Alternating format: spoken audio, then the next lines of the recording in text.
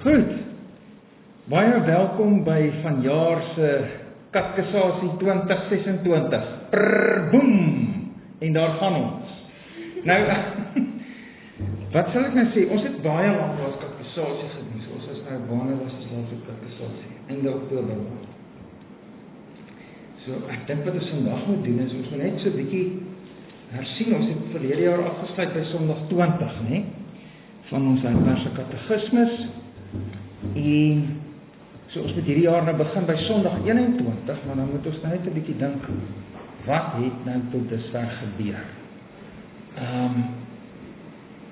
En wat het ons geleer? Ek dink ons het so 'n bietjie hersien vandag, en dan kyk ons, waar kom ons met die hersiening? Ons moet vandag klaar hersien, sodat as ons vandag die hele tyd hersien, dan kan ons volgende keer aangaan by Sondag 21, maar ek dink dit is belangrik om net 'n bietjie te hersien, want anders gaan ons dan glad nie weet wat op aarde nou aangaan nie.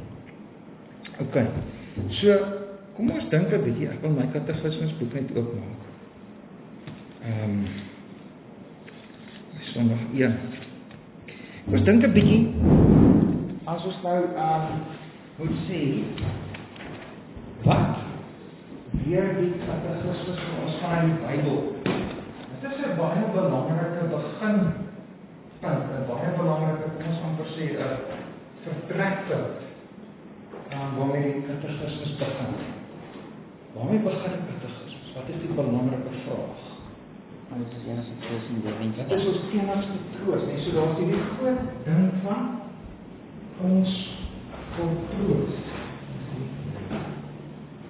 Swart noem. Ons God troos, nee. So wat is ons enigste troos? Wat is ons enigste troos in lewe en in sterf? Dat ons nie aan onsself nie, maar aan Jesus behoort. Ons sê, behoort aan Jesus.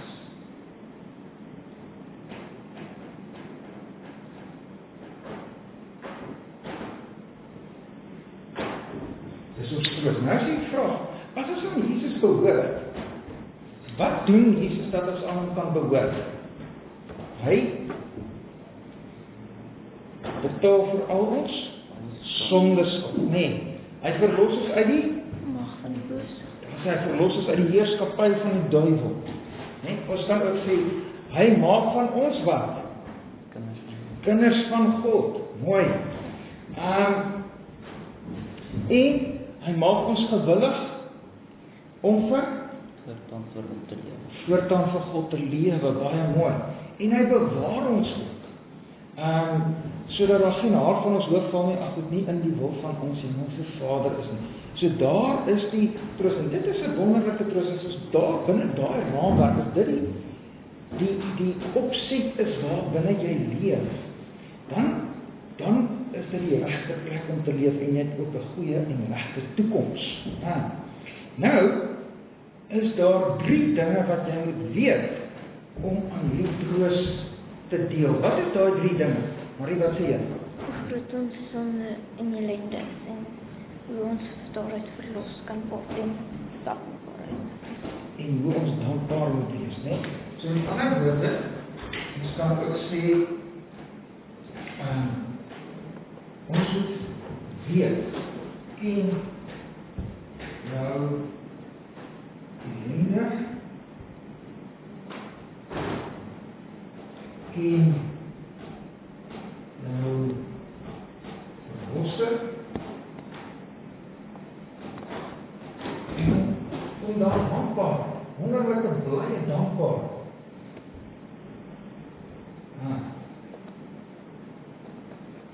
En dit is wat die 3 dele van die Heidelbergse Katekismes, né? Daardie vraag nie en antwoord 2 wat sê, wat moet jy weet om te deel in die verlosser sê?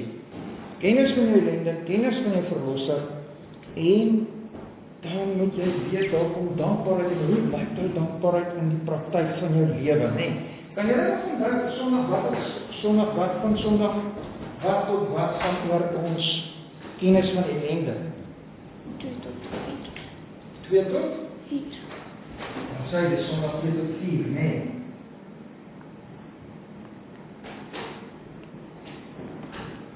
Sondag 2 tot 4 gaan oor hoe ons ellende en dan verlossing. Sondag 5 tot 32. Sondag 5 tot 32. Ek wonder, is dit die 31? Ek dink is 31. Wat sê jy, man? Ag, Marie. Sondag, wat het jy? Kyk 'n bietjie daar in jou boekie. En jy het Katekismes boekies by Sondag. Ek gaan na Sondag by Sondag 5. Wat staan daar? Sondag 5 tot 31. Nou. Right, Sondag 5 tot 31. En dan voor 32 tot 63. Ja. Nee. Okay. So Sondag die Katekismes belangrijk so 'n jaar. En tot 53. Ok, so dit is die indeling van die herwaarse katekismes. Nou, baie belangrik, kom ons vra 'n bietjie, as ons nou sê, waaruit ken jy met jou ellende? Uit die wet van God. Nou, ons ken ons ellende in die wet van God.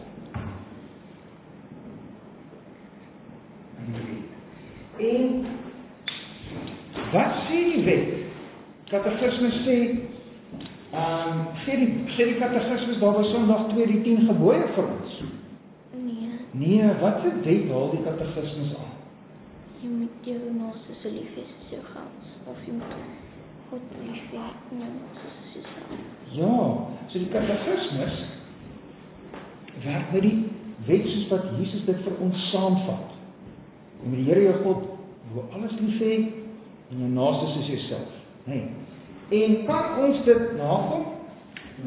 Nee, hoekom nie? Dis vir my om God ons naaste te haat. So hier kom ons dan agter in wet. Ons geneig om God en naaste te haat. Ok. En nou is die vraag, het God ons dan so sleg geskep? Nee, hoe het God ons geskep? Goed en na sy beeld. Goed en na sy ewebeeld. Nee, goed en na sy ewebeeld het God ons geskep. Maar waar kom hierdie verdorwenheid van ons dan vandaan? Ons eerste ouers Adam en Eva. Ja. Ons eerste ouers Adam en Eva was 'n val in planeet. Val in Eden, dis waar dit vandaan kom. En hoe verdorwe is ons dan? Totaal verdorwe. So geneig tot alle kwaad, glad nie in staat om enigiets goeds te doen. Nou is die vraag, maar is God dan nie onregverdig as hy van ons eis wat ons tog nie kan doen nie in sy wet? Nee, want hy het ons geskaap dat ons dit kan doen. Ja, hy het ons geskep dat ons kan doen. En nou is dit tog ons belangrik om daar mooi te sê, hoe sê die katekismes dit daar by Sondag 4? Nee, want God het die mens so geskep. Wie is daai mens? Adam. En ons is in Adam, so stakke in 'n boom. In Adam het ons sondig geword. Nou, dit is 'n baie belangrike ding. In Adam sterf ons, nee. In Adam het ons sondig geword. Dis ons groot krisis. Die Here het Adam geskep om alles te kon doen, maar ons is, en daar ook ons, en God hou ons daaraan. Nee. God hou ons daaraan. So, ons het hier so in die tyd totaal verdorwe geword, totaal verdorwe in Adam.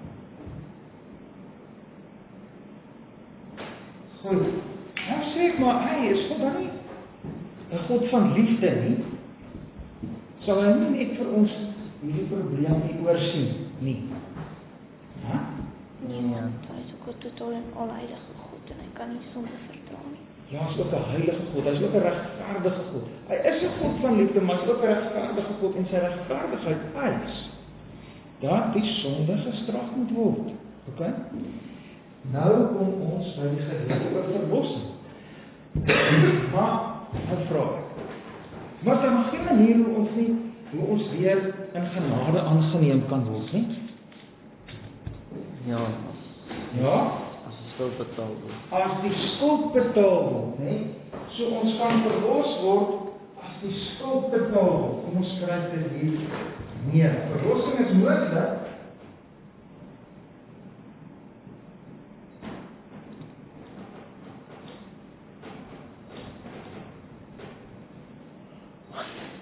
As die skuld betaal word.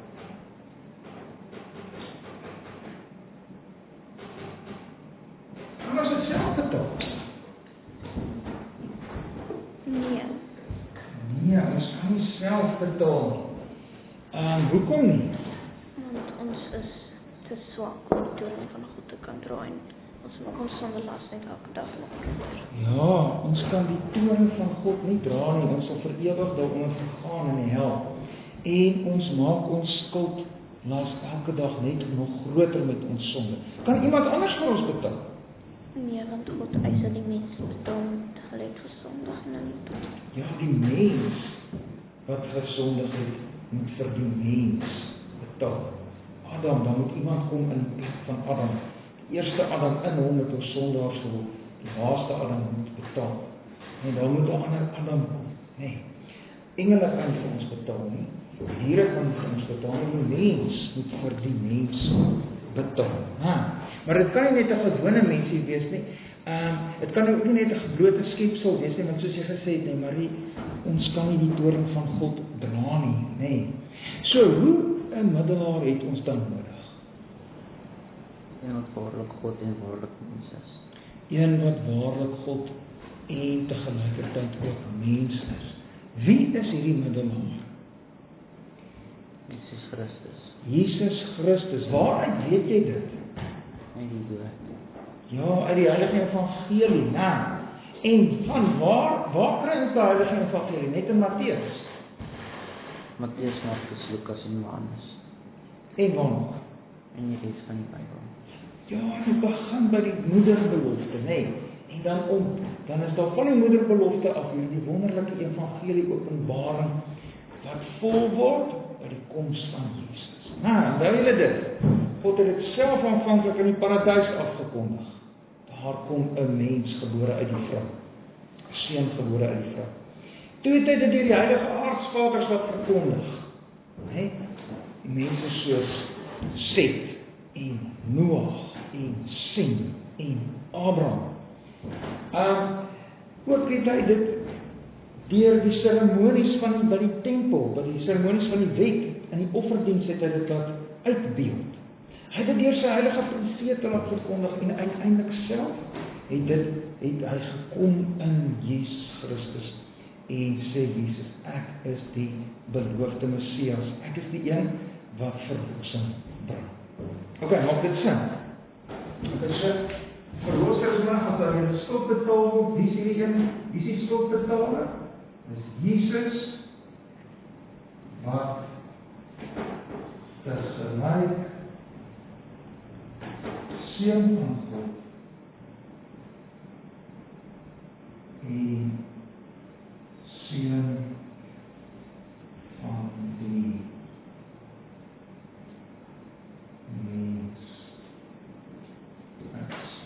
Okay, so daarso is die ding nou, wat nou baie belangrik is, deel almal in hierdie saligheid wat ons middelaar Jesus vir ons bring, soos wat ons in die skuld van Adam deel. Nee, net almal wat deur die geloof na hom toe gaan. Almal alleen die wat deur 'n ware geloof na hom toe gaan en in hom ingelyf is en hom aanneem. Nou, dis vraag en antwoord 20 by Sondag 7. Dis baie belangrik. So, sien maar net 'n outomatiese ding, en Adam is almal verlore en Jesus word almal weer salig. Nee, ons moet in geloof na Jesus toe gaan. Jesus aanneem en deur die geloof in Jesus ingelei word. Nou, wat is 'n ware geloof? So, iemand skryf dit hierso. Gelowiges. Gelowiges deel in verlossing van middel.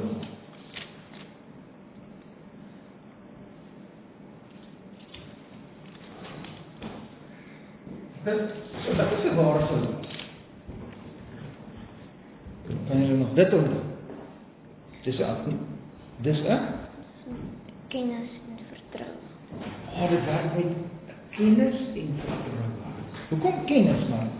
Johannes sê jy 'n bietjie van hoekom kennis? Dis in die evangelie. Nou as jy nie weet van die evangelie nie, hoe paar as jy weet van Jesus om aan hom te glo. So ons moet 'n vasstaande kennis hê van alles wat God in sy woord aan ons openbaar. Maar is hierdie kennis alleen genoeg? Nee, want jy kan daarvan kennis neem, maar dit nie. Neem jy maar net kennis. Nee, ons moet dit ook ons vertroue in hierdie Jesus wat aan ons geopenbaar word in die evangelie sit. Ons moet in geloof na hom toe gaan. Dis daardie vertroue. Ons moet hom vra, Here, wees my verlosser. Here, red my. Maak dit sin? OK. Nou is hier 'n baie belangrike ding. Ons sê dat ons kennis moet hê van alles wat God in sy woord openbaar. Nou kom daar 'n volgende vraag. Wat moet 'n Christen glo? Alles wat die Here in sy evangelie openbaar en dit word saamgevat in 12 artikels. Ja, alles in die Here in sy woord openbaar en wat saamgevat word in 12 artikels. Nou is hier so twee goeders. So jy glo die woord plus jy glo die 12 artikels. Is dit twee goeders? Die woord is nie opgesom in die 12 artikels. Ja, die 12 artikels is 'n opsomming. Dis nie iets anders nie. Dit is die woord wat opgesom is. Dis 'n kort opsomming van die groot storie van die evangelie. Ja. En so ons glo aan die beloftes van die evangelie en soos dit opgesom is in die 12 artikels. Nou, hoe word die 12 artikels ingedeel? Eers die God die Vader en ons skepping. Ja? En dan sit God die Seun en ons verlossing en God die Heilige Gees en ons heilig. Ja. Nou, as die 12 artikels daardie 3 deling het, waaroor gaan die 12 artikels? Oor God. Dus, wat is die groot belofte van die evangelie? God het homself aan ons beloof. Dis wie ons verloor het by die sondeval. Ons het ons verhouding met God verloor. Ons is losgebreek van God. Ons is weg van God, sonder hoop in die wêreld. Wat is die groot belofte van die evangelie?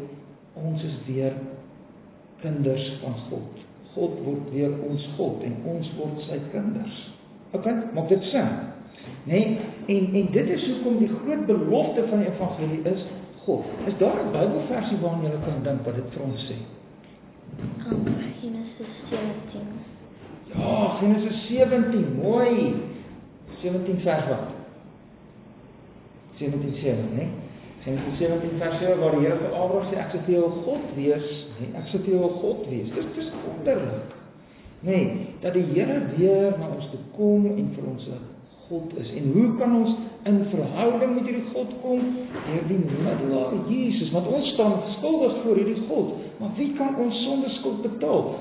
Middelaar Jesus wat tegelijkertyd ware God en ware mens is. En ons word deur die Heilige Gees aan hierdie Jesus gebind, deur die geloof, en so weer kom ons in 'n verhouding met God. Wonderlik. Nou, dis 'n wonderlike evangelie wat die Here vir ons hier kom vertel. Nou, dit het ons geleer, hierdie wat ons glo en al dit was by Sondag 7. Kom ons sê Sondag 7 tot 8. Nou, van Sondag 9 af word die 12 artikels dan behandel. Nou gaan ons meer leer oor wie God in wie ons glo en wat ons opsommend bely in die 12 artikels, né? En dan begin dit by Sondag 9 en 10 gaan dit oor God die Vader, Sondag 11 tot by Sondag 19 gaan dit oor God die Seun, en dan wils van die jaar geskip op Sondag 20 God die Heilige Gees. Ons gaan so vinnig 'n bietjie daardeur. Wat glo jy as jy sê ek glo in God die Vader, die Almagtige, die Skepper van die hemel en die aarde? Kan julle dit nog onthou? Dat die almagtige Skepper van die hemel en aarde ook ons Vader is. Ja, hoe is hy ons Vader? Jy spot hom reg, maar hoe is hy ons Vader? Deur sy Seun Christus, deur Jesus. Hy is die middelaar wat ons deur in 'n verhouding met God bring. Nou, as hy dan ons Vader is, dan kan ons weet, ons kan op hom vertrou dat hy vir ons sal sorg. Ons begin al hoe meer weer as kinders in hierdie wêreld leef. En nie soos al in die begin wat ons by Sondag 1 gehoor het nie. Wat was die krisis by Sondag 1? Ek wil sê, my enigste troos in lewe en sterwe is dat ek nie aan myself nie, maar aan my getroue verlosser Jesus Christus behoort. So wat is my krisis? Ek wil aan myself behoort. Maar nou as ek deur Jesus verlos word en deur 'n kind van God die Vader, die Almagtige Skepper word, dan is ek nie meer myself sin nie. Ja, ek is nou God se. Ek is nou 'n kind van God. En daarom kan ek al hoe meer soos 'n kind weer leef. Ek kan kinderlik op God vertrou dat hy vir my sal sorg. Nou. En wat kan ek nog weet? Weer dat hy ook alles regeer en ons regeer sy Vader. Ja, deur sy voorsienigheid, hy is 'n almagtige God. En sy almagtigheid beteken dat daar is geen mag wat nie onder sy mag is nie, en daar is geen wil wat nie onder sy wil is nie. Nou, hy is die almagtige God en daarom soewerein, almagtig in beheer. Daarom kan ek ook weet dat hy vir my alles ten goeie laat meewerk. Ek kan ook weet dat voorspoed en teëspoed, somer en winter, droogte en nat jare en alles nie per toeval nie, maar uit sy Vaderhand na my toe kom. Nie 'n tirannehand nie, maar 'n Vaderhand. Nee, onthou julle dit. Nee, en ek kan ook weet dat niks my van sy liefde kan skei. OK. So dis die wonder daarvan as God ons Vader is. En dis net so wonderlik. Nou, as ons kom by God die Seun, soos ek gesê het, ek kon net met ou se dit skryf. Moet sê so, van Sondag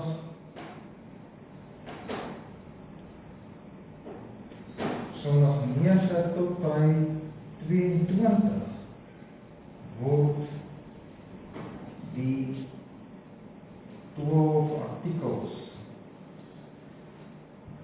behandel.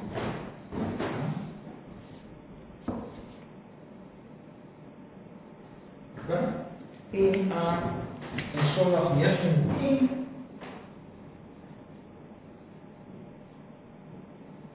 is dit God die Vader.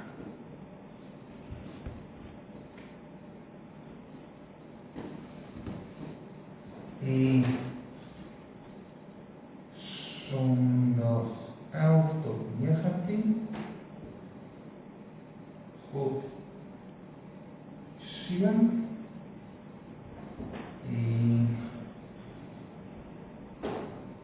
Sondag 20 is God die Heilige Gees. OK, ons praat soos dit is gepraat oor God die Vader. Ons praat 'n bietjie oor God die Seun. Waarom word hy Jesus, wat verlosser beteken, genoem? Dat hy ons verlos.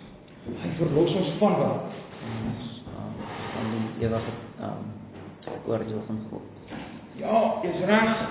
Hy verlos ons van sonde.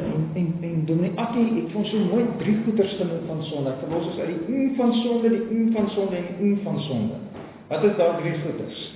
Verlos ons uit die skuld van sonde, mag van sonde, gevolge van sonde. Baie mooi, nee, dis die 3 goeders waaruit Jesus ons verlos. Skuld, mag, gevolge. Waaruit verlos Jesus ons. Wonderlik. Okay. Dan is die volgende vraag, waarom word hy Christus genoem? Waarom word hy die Christus wat gesalfde beteken genoem? Want hy is deur God gesalf as ons koning, priester en profeet. Hy is God, as deur God gesalf en in sy ampt gestel as as die koning, priester, profeet. Wat doen hy as profeet? Hy offer homself vir ons. Dit doen hy as priester, nee. Offer homself, pragtig vir ons sonde, nee. Wat doen hy as profeet? Profeteer dat hy ons verlosser is. Ja, hy profeteer dat hy die verlosser is. Al die profete het geprofeteer dat hy kom, hy profeteer, ek is hier. Ja. En as hy dan die koning is, hy regeer oor ons met sy sagte juk en sy ligte las deur sy gees met sy woord. En hy bewaar ons ook by die verlossing wat hy vir ons verwerk het. So Jesus Christus, hy is ook die enige gebore seun van God. Hoekom is hy die enige gebore seun van God terwyl ons ook tog kinders van God is? Hy is van ewigheid af. Hy is van ewigheid af die natuurlike seun van God. Net ons is die aangeneemde kinders van God. Jesus is die natuurlike seun van God. Wat beteken hy natuurlike seun van God? Hy kom uit hom voort. Ja, van ewigheid af kom hy uit die Vader voort. Hy is van ewigheid af uit die Vader gebore. Hy is God uit God, ware God uit ware God, lig uit lig, balans in Messia, nee. Gebore, nie gemaak nie. Die Keter Arius sê Jesus is net 'n skepsel, die seun van God is net 'n skepsel. Nee, nie geskep nie, gebore van ewigheid af uit die Vader gebore. Pragtig. Nou, en ons Here, hoekom is hy ons Here? Hy is ons eienaar. Hy is ons eienaar, nee, hy het ons gekoop. Uit die sonde skuld uit. En hy het ons verlos uit die mag van die duiwel, sodat ons nou aan hom behoort. Hy is ons koning, ons Here. Okay. En hy het gebore uit die maagd Maria, gelei, hy is gebore uit die ontvang van die Heilige Gees, gebore uit die maagd Maria, Sondag 14. Waar gaan dit en hoekom is dit belangrik? Dit is werklik mens. Dan word hy mens, nee. Soos wat die profete geprofeteer is, word hy gebore uit die geslag van Dawid, sodat hy gelyk kan wees aan al sy broers, en sodat hy sy goddelike natuur verenig met die menslike natuur, neem die menslike natuur aan, en dan is hy ons middelaar wat ons kan verlos. Nee, okay, nou, belangrik, hy het gelei met Pontius Pilatus. Wat is nou weer daar belangrik? Kan julle iets onthou daarvan? Hy het die toorn van God teen die hele menslike geslag gedra. Die toorn van God teen die hele menslike geslag gedra. Vir wie? Vir elkeen wat in hom glo. Vir elkeen wat in hom glo. Nee, die toorn van God teen die hele menslike geslag is teen ons almal. En elkeen wat in hom glo, vir hulle het hy daardie toorn gedra. Nee. Okay. En hy is gekruisig. Is daar iets spesiaal daarin dat hy gekruisig is? Ja, want hy waarlik dood is. Hy dra die vloek van God. Daar is hy, want vervloek is elke wat in 'n hout hang, nee, dit wys ons baie duidelik. Hy dra in ons plek die vloek, né? En hy het gesterf en is begrawe. Hoekom moet hy ook nog sterf? Sodat ons ook kan sterf, ons ou natuur ook saam met hom kan sterf, soos nie. Goed, dink jy is reg, maar daar is nog iets meer. Hy wil die volle, jy is heeltemal reg, Marie, maar dit is so 'n bietjie, daai vraagie, ek wil nou net hier so na die katekismus boek na Sondag 16, want dis vir ons nou, daai vraagie, daai ding wat jy nou antwoord, is al by Sondag 43, die een wat ek vra is, vraag 40, waarom was dit noodsaaklik dat Christus hom ook tot in die dood verneder het? Want hy moet die volle straf dra, né? Aan die kruis dra hy vir ons die hel, die ewige dood, maar hy moet ook die fisiese dood dra, né? En as hy opstaan uit die dood, dan verlos hy ons uit die geestelike dood uit. Want sy opstanding, of sy sterwe, maak dat ons ou geestelike mens kan doodgaan en dat ons kan opstaan in 'n nuwe lewe. Nee, onthou julle daai. Okay. So hoekom moet hy ook begrawe word? So, want dan hulle is dat ons seker kan wees dat hy behoorlik dood was. Okay. Ja, so dat ons seker. En dan, as Christus dan vir ons gesterf het, waarom moet ons nog sterf? Ons sterwe is nie meer oordeel nie, maar net oorgang van die mens, van die ou lewe tot die nuwe lewe. Ja, maar, en dan vra die vraag, watter nut is verkry jy nog verder uit die offer en die dood van Christus aan die kruis? En dit is daar, as jy daar prentjie geteken, dan ons 'n bietjie vir ons spasie maak. Ons het daar prentjie geteken van dis die volheid van die tyd, kruis, en God sien die gelowiges in Christus aan die kruis. En as Christus sterf, dan sterf ons ou mens, né? En as Jesus opstaan, dan staan ons nuwe mens op. En die moment wanneer ek in my lewe tot geloof kom, dan doen die Here dit nou in my lewe. Wat dit wat daar gebeur het aan die kruis, en hy maak dit deur die werk van die Heilige Gees 'n deel van jou lewe, en nou word Christus se dood gaan die dood van my ou mens, en Christus se opstanding word die krag waardeur ek nou in 'n nuwe lewe begin leef. Dis die opstanding van my nuwe mens. Ja. Okay, ander woord daarvoor is die wedergeboorte. Ja. Okay. Nou, en dit is wat ons daar in Sondag 16 sien. Waarom volg daar neergedaalheid na die hel? Dit verwys na sy hele lewe. Ja, die hel is vir ons 'n samevatting van Jesus se totale vernederingswerk, sy totale die menswording, die lyding, die volle dra van die sonde, alles neergedaal het na die hel. Ja. En dan, sê Sondag 17, hy het opgestaan. Watter nut verkry ons uit die opstanding van Christus? Want hy dan die straf volmaak klaar gedra. So die straf is klaar gedra, want hy is met my sonde aan die kruis, hy het met my sonde op hom gesterf, hy is met my sonde in die graf in, so op die derde dag opstaan, beteken dit, die straf is klaar gedra, want die straf is die dood, en daar staan ook by die dood. Die straf is afgehandel, wat nog? Want ek ook eendag gaan opstaan saam met ons. Sy opstanding is die waarborg dat ons ook sal opstaan. Dan is daar nog een. Dat sy opstanding word ook my geestelike opstanding, nee, my wedergeboorte, nee. Sy opstanding waarborg dat ek ook kan opstaan in die prentjie van ons. Nee, in 'n nuwe geestelike lewe kan begin leef. Okay, en dan Sondag 18 sê, wat verstaan jy van opgevaar het na die hemel?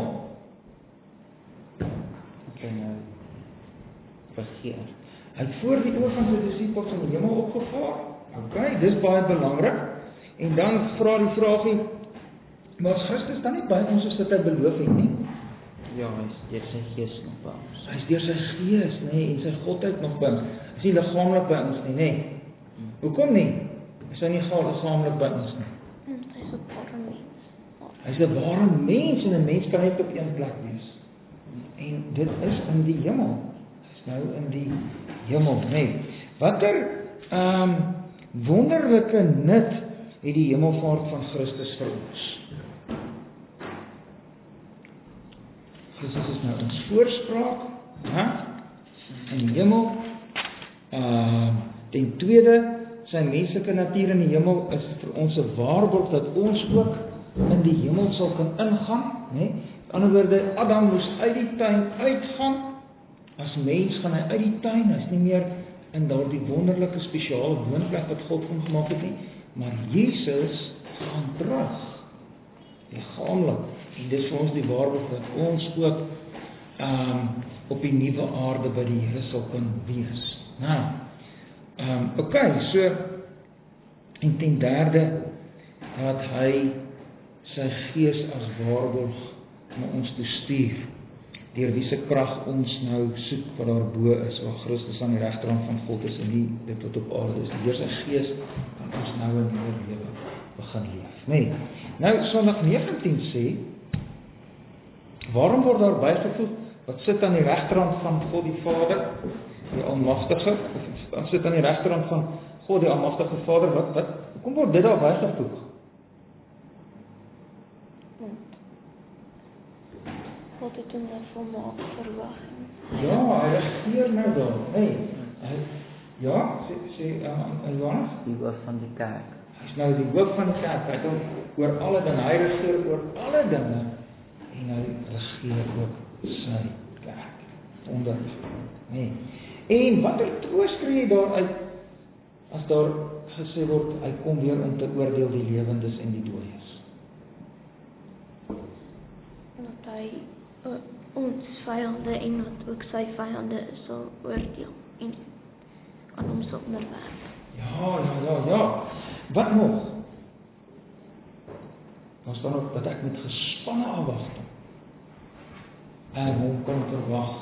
Nee, ek sien eintlik uit daarna. Ek is nie bang nie. Hoekom is ons nie bang nie?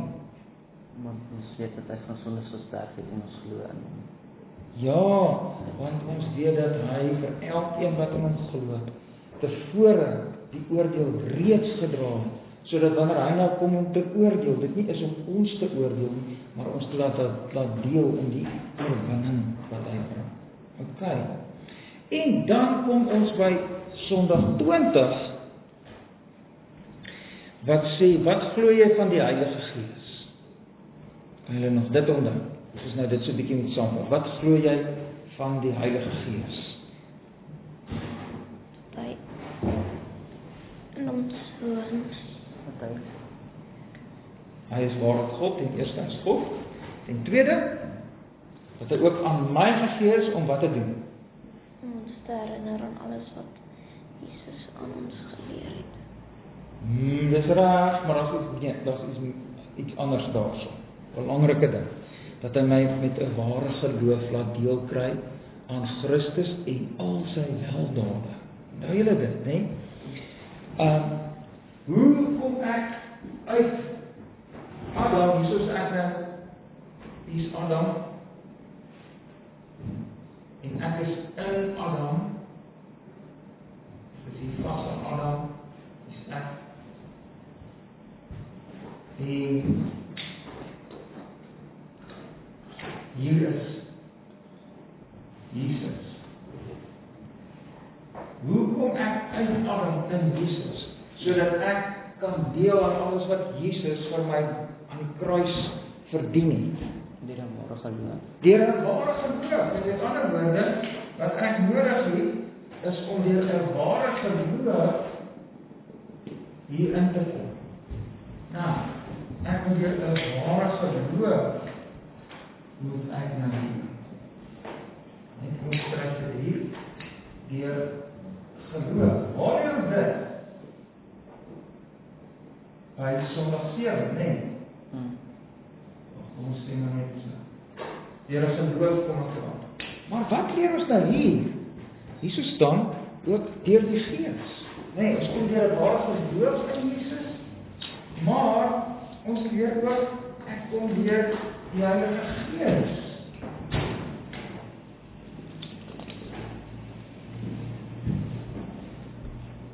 En Jesus dan. Nee.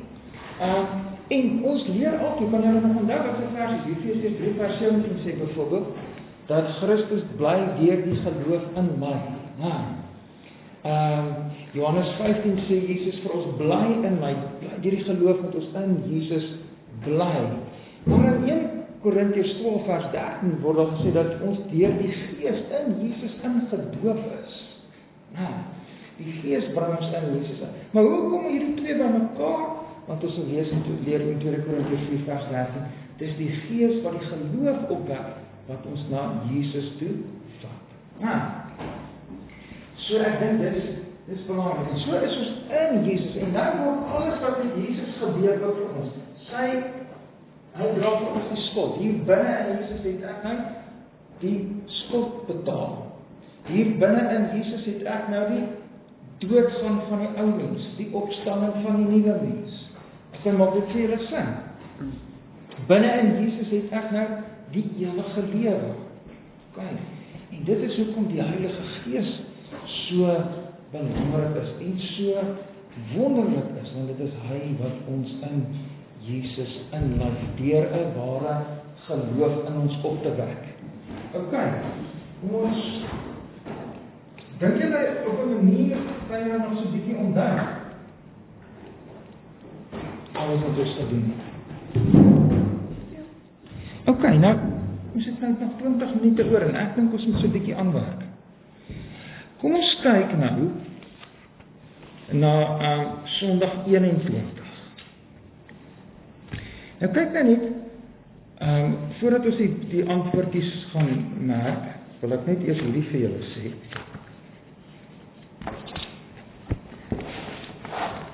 Ons is nou praat oor Sondag 21, dan sê die katekismusboek vir ons, wat glo jy oor die heilige algemene Christelike kerk? Nee?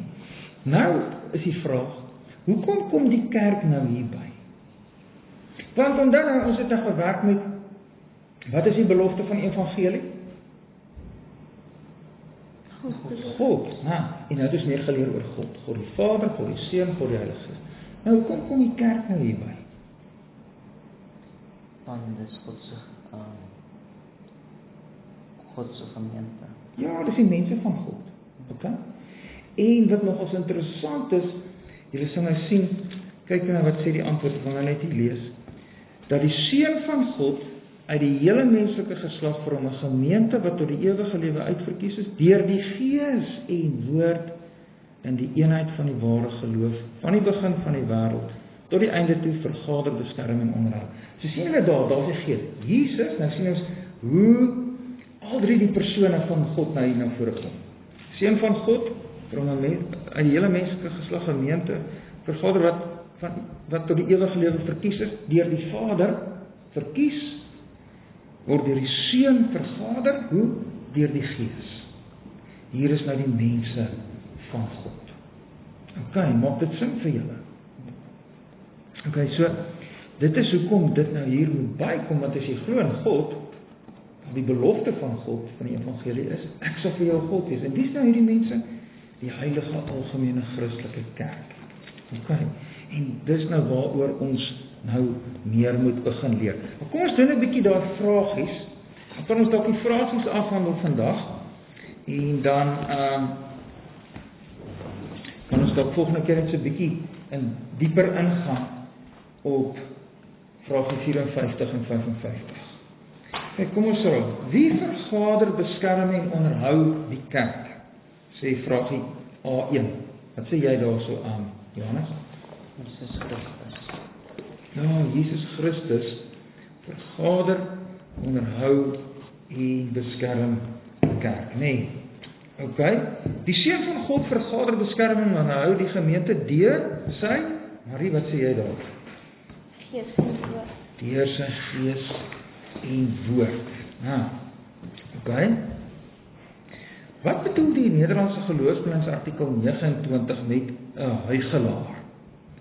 Lees die verklaring by antwoord 54 en verduidelik die woord hipokriet. Wat sê jy? Wat het jy daar gesê, Johannes? Dit is 'n toneelspeler, iemand wat sê hy is 'n Christen en in die kerk is, maar nie werklik 'n kind van God is nie. Ja, iemand in die kerk, maar nie van die kerk nie. In die kerk, maar nie van die kerk nie. Die Nederlandse geloofsbelijdenis sê ook huigelaars is hulle wat uitwendig in die kerk is. Interessante woorde, nie? Uitwendig in die kerk. Iemand wat in die kerk is, maar nie van die kerk nie. Nee. Hy is met die goeies vermeng. kan 'n mens maar sê.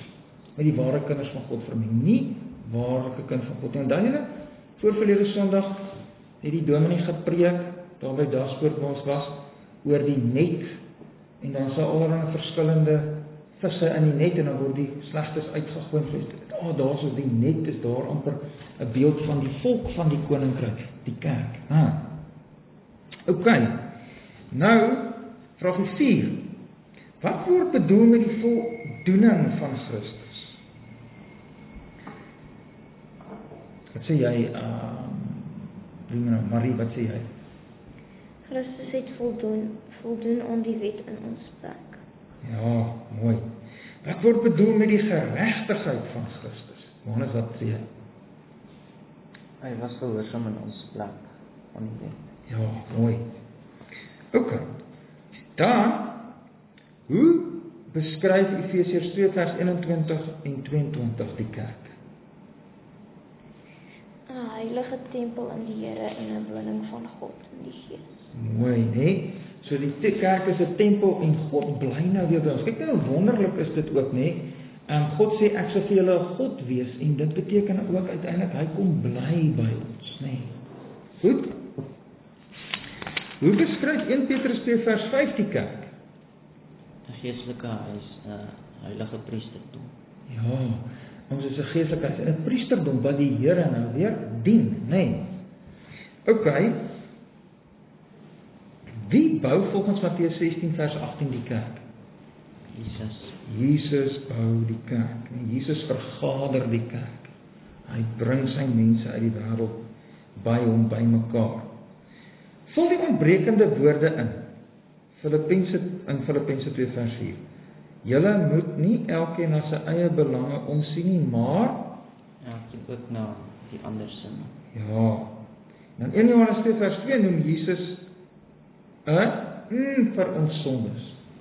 Versoening vir ons sondes. 'n versoening vir ons sondes. Nee, hy is die een wat ons in ons plek die toorn dra. Ja. Ok.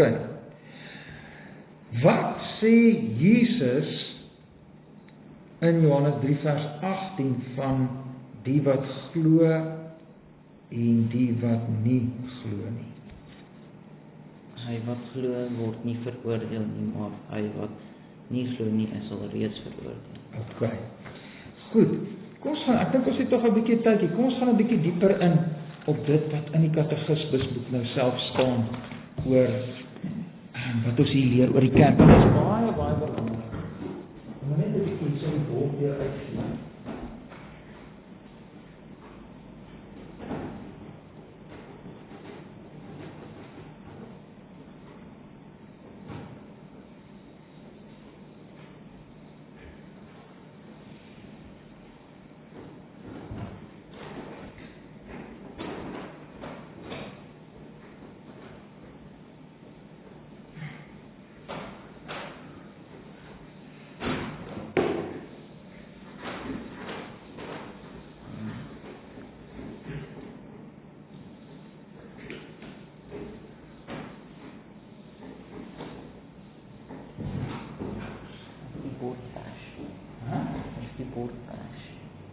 Ja, die bord is nou nie meer wakker nie. Wat doen maar? Ek vind ook om die ink nog nie terug word nie. Ok, maak nie saak. Goed, nou sê vraag 54. Wat glo jy van die heilige algemene Christelike kerk? Want onthou nou ons bely ons nou in die 12 artikels, ek glo in God die Vader, die Almagtige, die Skepper van die hemel en die aarde. Ok? En in Jesus Christus, sy enige gebore Seun, ons Here, wat ontvang is van die Heilige Gees, gebore uit die Maagd Maria, wat gelei het onder Pontius Pilatus, wat gekruisig is, gesterf het, begrawe is, neergedaal het na die hel, wat op die 3de dag opgestaan het uit die dood, opgevaar het na die hemel, sit aan die regterhand van die Almagtige Vader, waarvan daarna sal kom om die lewendes en die dooies te oordeel. As ek glo in die Heilige Gees, en dan ek glo die heilige algemene Christelike kerk. Nou staan er, wat glo jy van hierdie kerk?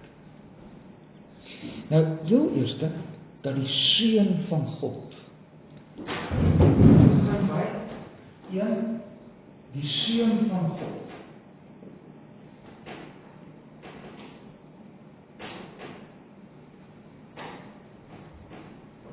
Die Seun van God, Jesus.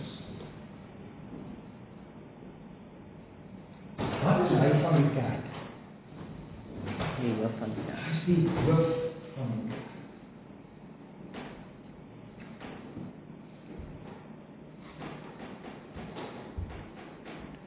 Soos wat ek sê, koning. Okay? Die Seun van God. Dat die Seun van God wat doen? Wat is die eerste werkwoordjie wat julle raak sien in antwoord 54 oor wat die Seun van God doen? Hy uitverkies.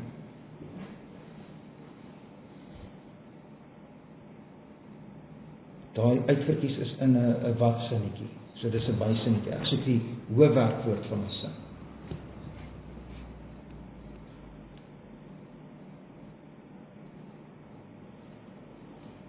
Vergader. Vergader, baie mooi, né? Kom ons probeer hom so kort hê. Dat die Seun van God vergader. Daar sê hy, né? So die Seun van God, wat doen hy? Twee. Wat doen hy?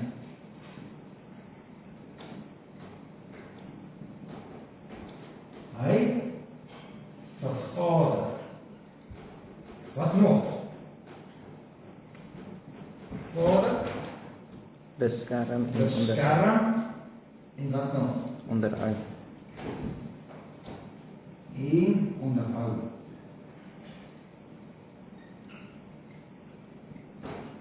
Goed, wat vergader hy, wat beskerm hy en wat onderhou hy? Die uitverkiestes. Okay, maar Die gemeente. die 'n gemeente. 'n Gemeente. En die gemeente word verder beskryf as 'n gemeente wat uitverkies is tot die ewige lewe. Nou kom ons sit dit eers so 'n bietjie eenkant net en ons gaan nog daarmee eendag werk. Kom ons net eers so 'n bietjie eenkant dat ons nou nie te veel goed begin kry waar mens kom begin dink. So, wat doen hy? Hy vergader, beskerm en onderhou sy gemeente.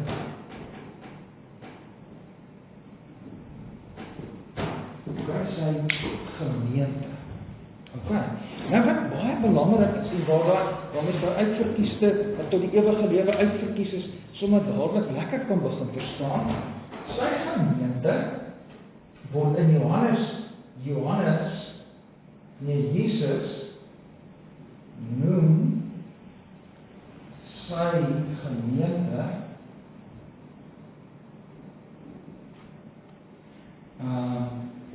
sy skape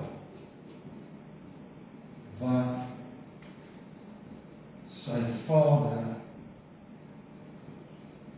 vir hom gee. Okay. Jesus noem sy gemeente sy skape wat sy Vader vir hom gee. Okay.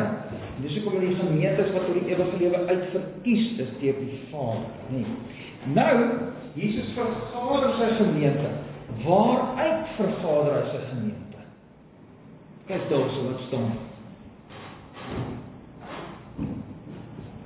In die ganse menslike. Uit die ganse menslike geslag. Right? So met ander woorde, hierdie gemeente word vergader, en vergader sy gemeente, kom ons sê so, waaruit vergader hy sy gemeente? Waaruit? Uit alle volke, uit alle volke. So die gemeente bestaan nie net uit een volk Israel nie, of Tswanas of Zulus of Xhosas nie, uit alle volke vergader Jesus sy gemeente wat die Vader aan hom gegee het. Okay? Nou, van wanneer tot wanneer vergader hy sy gemeente? Kom ons sê hy vergader Wanneer? Wat staan daar? Wanneer?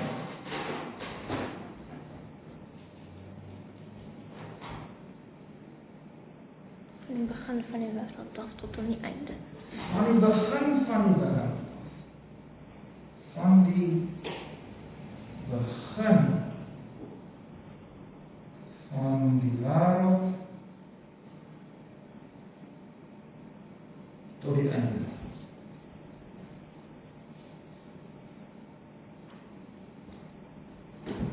Okay. Ek dink dit is wat hy vir ons sê. Nee. Daar's nog iets. Hoe vergader? Hoe sit hom hier? Hoe? Wanneer? Waaruit? Hoe vergader? Deur sy Gees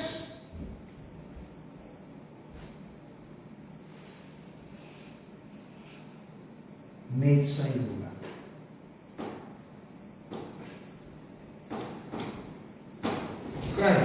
Maak dit sin vir jou? So, hierdie is 'n baie belangrike ding. Dis die kant. En sien julle, nou is dit baie belangrik as ons dit gesê het, dan moet ons ook sê hierdie gemeente is die skape, die uitverkorenes wat God aan Jesus gee, maar baie belangrik, hierdie gemeente is dus ook, ons kan ook hierso skryf, ons maak het so, gemeente, Jesus noem sy gemeente, sy skape wat die Vader hom gee, ons kan hierso sê, uitverkorenes,